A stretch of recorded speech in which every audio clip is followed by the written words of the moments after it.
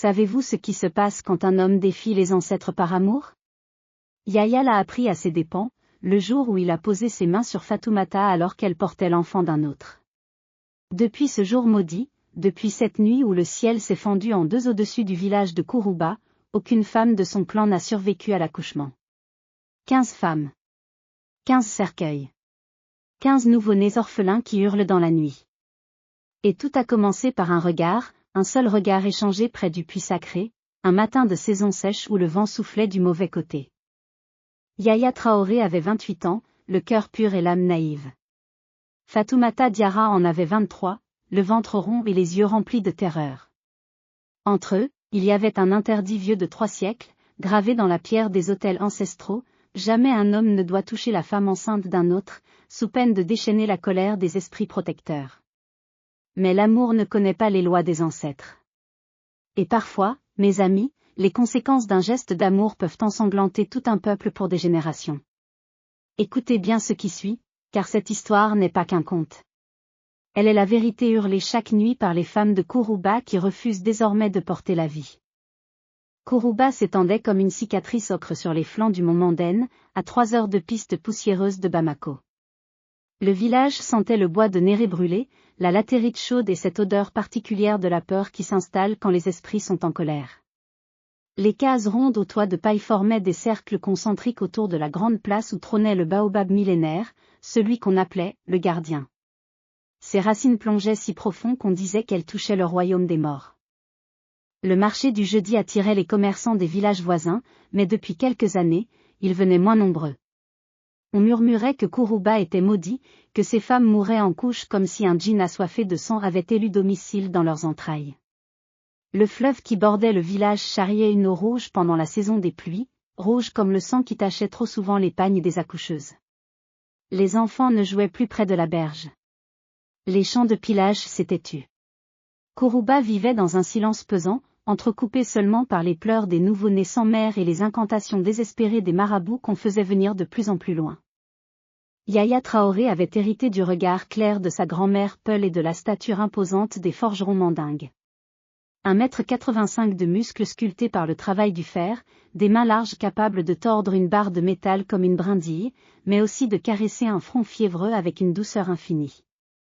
À 28 ans, il était le meilleur forgeron de la région, celui qui fabriquait les houes qui ne se brisaient jamais et les bracelets en argent qui protégeaient contre le mauvais œil. Son atelier résonnait du chant de l'enclume des l'aube, attirant les regards admiratifs des jeunes filles et la jalousie voilée des autres hommes. Mais Yahya portait une blessure secrète. À 16 ans, il avait vu sa mère mourir en couches, son petit frère arraché de son ventre par les mains tremblantes d'une matrone impuissante. Depuis ce jour, il avait juré de ne jamais se marier, de ne jamais condamner une femme à porter son enfant. Son rêve secret? Trouver un amour sans conséquence, une passion qui ne mènerait pas à la mort. Mais dans un village comme Kourouba où chaque union devait produire des héritiers, ce rêve était aussi impossible que de retenir le vent dans ses mains. Il vivait seul dans sa case près de la forge, entouré du parfum âcre du charbon et de la solitude qui lui pesait chaque nuit un peu plus. Sa faiblesse? Il aimait trop, trop fort, trop vite. Et il ne savait pas dire non aux yeux qui suppliaient. Fatoumata Diarra ressemblait à ces statuettes en bois d'ébène qu'on vendait aux touristes à Bamako, sauf qu'elle était vivante, terriblement vivante. 1,65 m de grâce féline, une peau sombre qui brillait comme du bronze huilé sous le soleil, des yeux en amande qui voyaient trop de choses que les autres préféraient ignorer. À 23 ans, elle portait déjà le poids d'un mariage qu'elle n'avait pas choisi et d'une grossesse qui la terrorisait. Son mari, Mamadou Diarra, était un commerçant de 52 ans qui sentait le tabac bon marché et l'huile de palme rance. Il l'avait épousée pour sa jeunesse, sa beauté et surtout pour prouver à sa première épouse stérile qu'il était encore capable de faire des enfants. Fatoumata avait accepté ce mariage pour sauver sa famille de la misère après la mort de son père. Mais elle n'avait jamais accepté les mains de Mamadou sur son corps, ni le regard mort qu'elle voyait chaque matin dans le miroir fissuré de sa case. Sa personnalité? Un mélange explosif de rage contenue et de tendresse désespérée. Elle était celle qui soignait les enfants malades avec des décoctions de plantes, celle qui défendait les veuves contre les héritiers rapaces, celle qui osait contredire les vieux du conseil quand ils prenaient des décisions injustes. Son rêve secret? Fuir. Partir loin, vers Dakar ou Abidjan, devenir infirmière, sauver des vies au lieu de voir la sienne se flétrir entre les cuisses d'un homme qu'elle détestait. Sa blessure cachée? À 15 ans, elle avait aimé un garçon de son âge, Ibrahim, qui était mort noyé dans le fleuve en essayant de pêcher pour lui offrir un collier de coquillages. Depuis, elle s'était juré de ne plus jamais aimer. Mais le cœur ne connaît pas les serments qu'on lui fait. Ils s'étaient croisés 100 fois sans vraiment se voir. Lui à sa forge, elle au marché.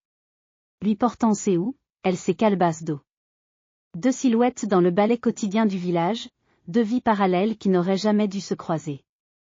Mais un matin de mars, alors que l'harmattan soufflait son haleine sèche sur Kourouba, Fatoumata était venue à la forge. Elle portait déjà 6 mois de grossesse, son ventre rond tendu sous son pagne bleu indigo. Elle voulait faire réparer un bracelet cassé, celui que sa mère lui avait offert avant de mourir. Yahya avait levé les yeux et l'avait vraiment vue pour la première fois. Pas une femme enceinte. Pas l'épouse de Mamadou Diarra. Juste Fatoumata, avec ses yeux qui disaient « Sauve-moi » et sa bouche qui murmurait « Bonjour forgeron ». Il avait pris le bracelet, leurs doigts s'étaient effleurés, et quelque chose s'était déchiré dans l'air, comme un voile invisible qu'on arrache. Ce bracelet a une histoire, avait-il dit, sa voix plus rauque qu'il ne l'aurait voulu. Toutes les choses en ont une, avait-elle répondu, en soutenant son regard une seconde de trop. Certaines histoires ne devraient pas être racontées, avait-il ajouté en détournant les yeux vers l'enclume. Et pourtant, elles le sont toujours, avait-elle conclu avant de partir, laissant derrière elle un parfum de carité et de promesses impossibles.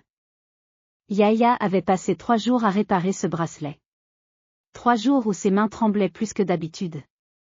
3 jours où il se demandait pourquoi le destin lui envoyait cette femme, maintenant, alors qu'elle portait la vie et que lui avait juré de ne jamais toucher à ce mystère sacré. Elle était revenue un jeudi, jour de marché, alors que la forge était déserte. Cette fois, elle n'avait pas de prétexte. Pas de bracelet cassé, pas de houe à affûter. Elle était venue parce que ses pieds l'avaient portée là, parce que la nuit précédente, elle avait rêvé de mains capables de la façonner autrement que celle de son mari.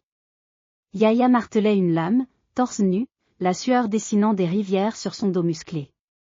Il l'avait entendu approcher, ce froissement caractéristique du pagne contre les cuisses d'une femme qui marche lentement.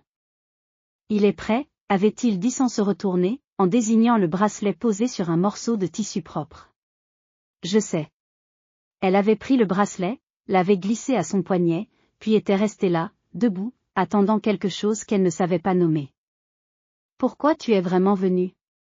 Yahya avait enfin posé son marteau, s'était tourné vers elle. Dans la pénombre de la forge, ses yeux brillaient comme des braises. Parce que... Elle avait cherché ces mots, une main protectrice sur son ventre. Parce que quand je te regarde, j'oublie que je porte l'enfant d'un autre. J'oublie que je suis prisonnière. 5 minutes d'oubli, Yahya. C'est tout ce que je demande. Il aurait dû la renvoyer. Il aurait dû invoquer les ancêtres, le respect dû à son mari, la tradition qui interdisait même de parler trop longtemps à une femme mariée. Mais il était venu s'asseoir près d'elle sur le tronc de bois qui servait de banc, en prenant soin de laisser un espace entre eux, un espace qui hurlait du désir de se refermer. Qu'est-ce qu'on fait, Fatoumata? On respire, avait-elle répondu simplement. Et ils avaient respiré ensemble, synchronisant leur souffle, écoutant le chant lointain des pilons qui écrasaient le mil, le rire des enfants, le meuglement d'une vache. Ils avaient respiré pendant 1 heure, sans se toucher, et c'était la chose la plus intime que l'un et l'autre avaient jamais vécue.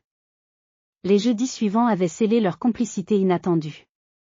Elle venait toujours à la même heure, quand les hommes étaient au champ et les femmes occupées à la préparation du repas. Ils parlaient. De tout. De rien. Des rêves qu'ils avaient enterrés, des peurs qui les réveillaient la nuit. Yahya lui avait raconté la mort de sa mère, comment son père s'était pendu 3 mois plus tard de chagrin, comment lui-même avait été élevé par une tante qui le battait parce qu'il pleurait trop. Fatoumata lui avait confié sa nuit de noces, les mains de Mamadou qu'il avait prises sans douceur, comme on prend un outil, son dégoût quand il s'endormait sur elle en ronflant, sa terreur grandissante à mesure que son ventre s'arrondissait. J'ai peur de mourir, Yahya. Toutes les femmes du village meurent en couche maintenant. On dit que c'est une malédiction. On dit que quelqu'un a offensé les esprits protecteurs.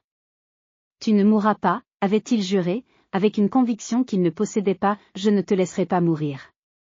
Le jour où elle avait posé sa tête sur son épaule pour la première fois, Yahya avait senti son monde basculer. C'était un geste simple, enfantin presque, mais chargé d'une vulnérabilité absolue. Elle tremblait, secouée par des sanglots silencieux.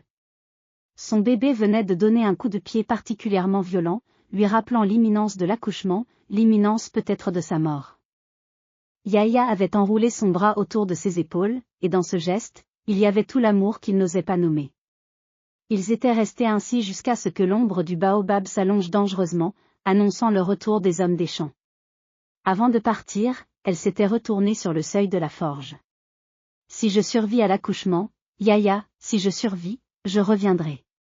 Et cette fois, ce ne sera plus pour 5 minutes d'oubli. » Il avait hoché la tête, incapable de parler, parce qu'il venait de comprendre une vérité qui le terrifiait, il était tombé amoureux d'elle. Amoureux d'une femme mariée, enceinte, condamnée peut-être. Amoureux contre toutes les lois des hommes et des dieux. Le moment pivot était arrivé comme une lame qui pénètre la chair sans prévenir. Fatoumata avait pris sa main, l'avait posée sur son ventre rond. « Sens » avait-elle murmuré. Sous sa paume, Yahya avait senti le bébé bouger, ce petit être qui n'était pas le sien mais dont il enviait déjà la proximité avec la femme qu'il aimait. Son cœur s'était emballé, sa gorge s'était serrée. Dans ce geste interdit, il y avait une déclaration plus puissante que 1000 mots. Elle lui offrait l'accès à ce qu'elle avait de plus intime, à cette vie qu'elle portait et qui la terrorisait. Et lui, en acceptant de toucher ce ventre sacré qui appartenait à un autre homme, en acceptant de sentir cet enfant qui n'était pas le sien, brisait sans le savoir un tabou vieux de 3 siècles. Les ancêtres frissonnèrent dans leur tombe. Le baobab gémit. Un oiseau mort tomba du ciel. Mais eux, aveuglés par la tendresse, ne virent rien de ces signes. Rien ne pouvait les séparer maintenant, du moins c'est ce qu'ils croyaient. Le ciel avait viré au rouge sans ce soir-là, et les vieux du village s'étaient regardés avec des yeux qui disaient « ça arrive ». Fatoumata était entrée en travail 3 semaines avant terme, un mardi soir, alors que la lune refusait de se lever. Les douleurs l'avaient prise comme des griffes de hyène, brutales, espacées d'abord puis de plus en plus rapprochées.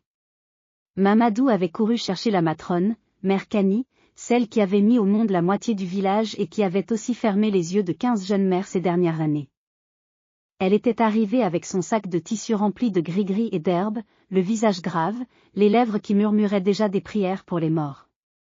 Dans la case, l'air était devenu irrespirable, chargé d'encens, de peur et de cette odeur métallique du sang qui commençait déjà à couler trop abondamment. Dehors, Yahya avait entendu les cris. Il martelait son enclume avec une rage désespérée, chaque coup résonnant comme un appel au Dieu sourd. Les femmes du village s'étaient rassemblées dans la cour de Mamadou, formant un cercle de prières et de lamentations préventives. Elles connaissaient la chanson par cœur maintenant, les hurlements, le silence soudain, puis les pleurs du bébé orphelin. 15 fois elles avaient vécu ce rituel macabre. 15 fois elles avaient préparé un linceul au lieu d'une fête. « Elle va mourir », avait murmuré une vieille femme. C'est la malédiction. Aucune femme de ce clan ne survit plus. Les esprits sont en colère. Mais pourquoi, avait sangloté une jeune fille. Que avons-nous fait pour mériter ça? Mère Kani, les mains ensanglantées, était sortie chercher de l'eau. Son regard avait croisé celui de Yahya qui se tenait à distance, les poings serrés, le visage ravagé. Elle avait lu quelque chose dans ses yeux, quelque chose qui l'avait fait frissonner. Forgeron, depuis quand regardes-tu la femme de Diarra comme si c'était la tienne? Yahya n'avait pas répondu, mais sa mâchoire s'était crispée. Réponds-moi, fils. Les esprits voient tout. Si tu as commis une faute, c'est maintenant qu'il faut la confesser. Peut-être est-ce toi qui? Moi qui quoi, avait-il explosé. Je n'ai rien fait. Je l'ai à peine touché. Mais ce à peine était de trop. Mère Kani avait écarquillé les yeux, sa bouche formant un « d'horreur. Tu l'as touché? Tu as osé poser tes mains sur une femme enceinte qui ne t'appartient pas? Sa voix avait grimpé dans les aigus, attirant l'attention des autres femmes. Tu as brisé le tabou. Tu as déchaîné la colère des ancêtres. Le murmure s'était propagé comme un feu de brousse. C'est lui.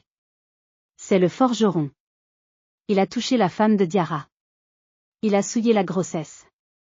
Les visages s'étaient tournés vers Yahya, des visages qui mêlaient la peur, la colère et quelque chose de plus sombre, le besoin d'un coupable. Mamadou Diarra était sorti de sa case, le visage décomposé. Elle perd trop de sang. Le bébé est coincé. Elle va. Sa voix s'était brisée. Puis il avait entendu les accusations, avait compris ce que le village murmurait.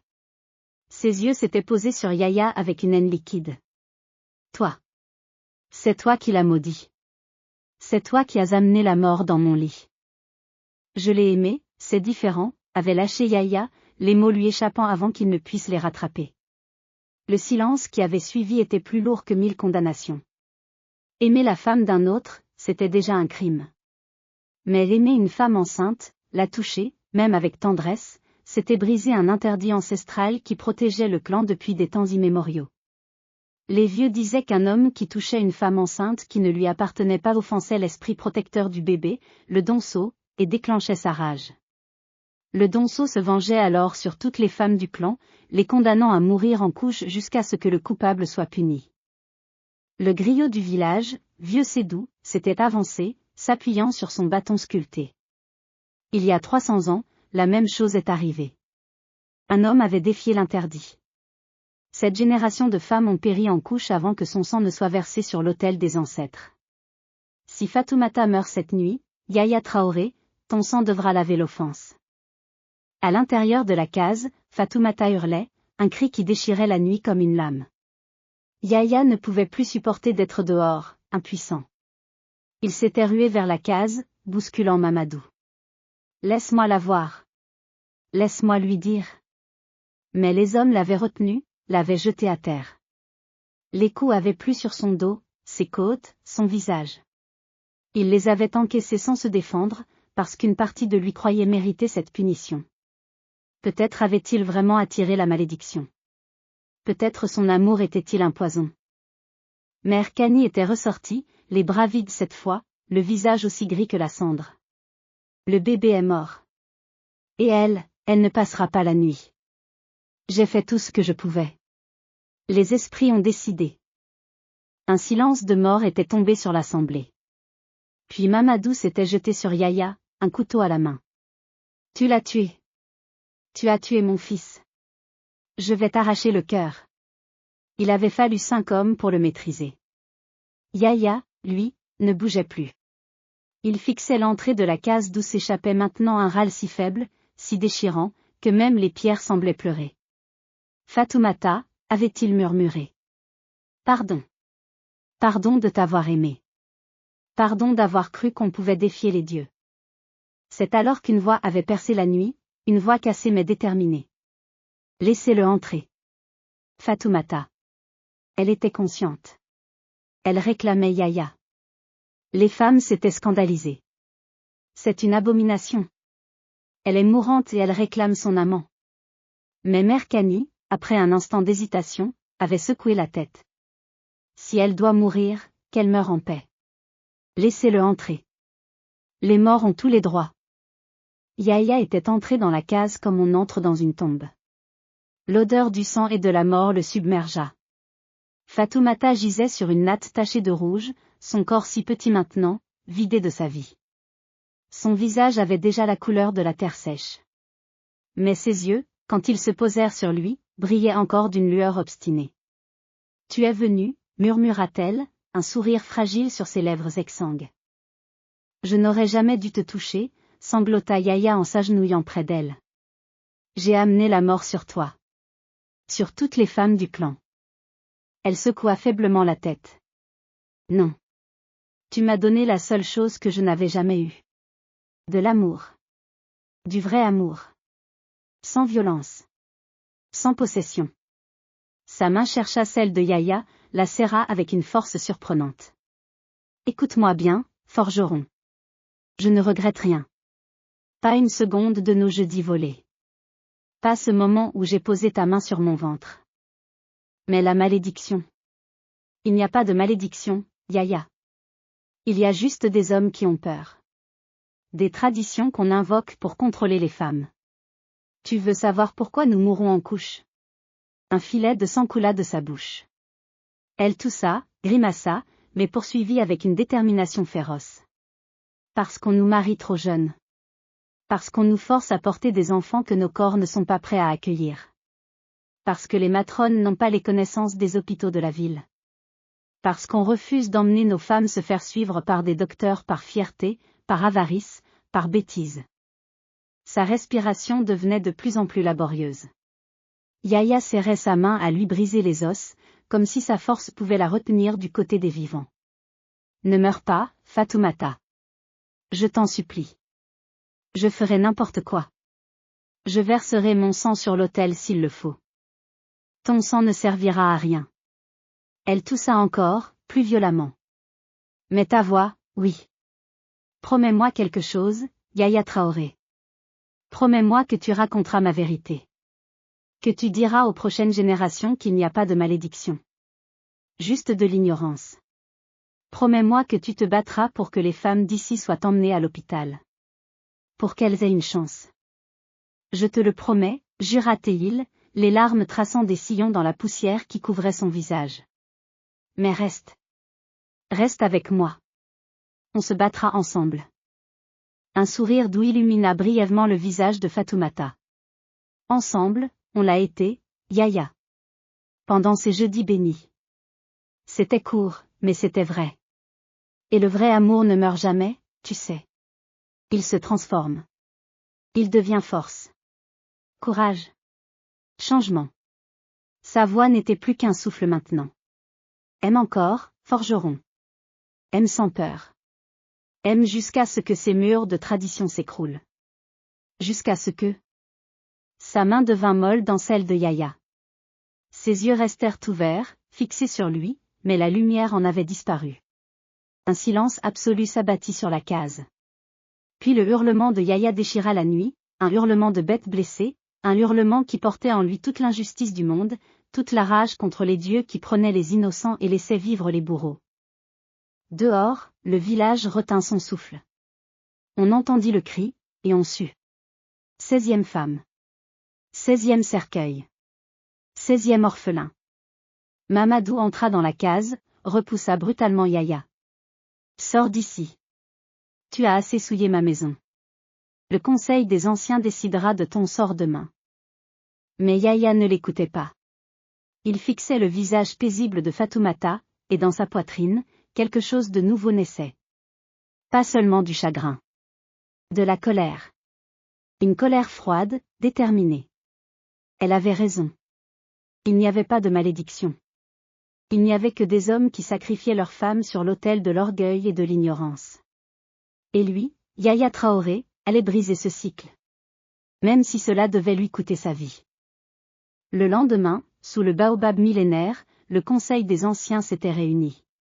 Tout le village était présent. Yahya se tenait au centre, les mains liées, le visage tuméfié par les coups de la veille. Vieux Sédou prit la parole, sa voix résonnant comme le tambour du jugement dernier. Yahya Traoré, tu es accusé d'avoir brisé le tabou sacré. Tu as touché une femme enceinte qui ne t'appartenait pas. Tu as déchaîné la colère du Donso. 16 femmes sont mortes depuis que cette malédiction a frappé notre clan. La loi ancestrale est claire, ton sang doit être versé pour apaiser les esprits. Un murmure d'approbation parcourut l'assemblée. Certains hochaient la tête gravement. D'autres, surtout les jeunes, semblaient mal à l'aise, mais n'osaient contredire les anciens. Mamadou se leva, le visage ravagé mais la voix ferme. Qu'il meure. Qu'on le sacrifie sur l'autel. C'est le seul moyen de sauver nos futures filles, nos futures épouses. Yahya leva la tête.